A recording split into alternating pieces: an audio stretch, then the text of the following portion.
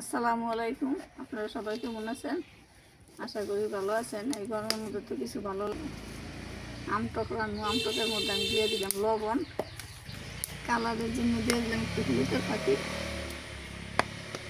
আর জালের জন্য স্বাদের জন্য দিয়ে দিলাম একটু মরিচের গুঁড়ো দিয়ে আমি টকটা আমরা সিদ্ধ হয়ে গেছে গা সুন্দর আমরা আমার সিদ্ধ হয়ে গেছে। আমি এখন আমরা বাগার দানি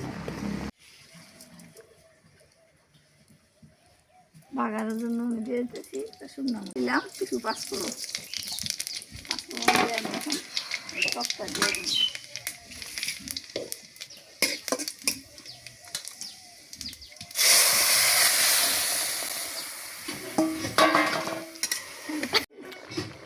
স্বাদের জন্য মিষ্টির জন্য একটু খেজুরের গুড় দিয়ে দিতেছি। খেজুরের গুড় দিয়ে আমি নেড়েছি জানি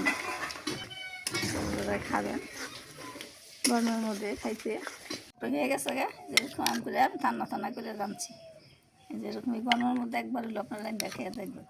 এটা ভাতের সাথেও খাওয়ান যায়, ডাইলের সাথে, তরকারি ভর্তা সব কিছুর সাথে খাওয়ান যায়।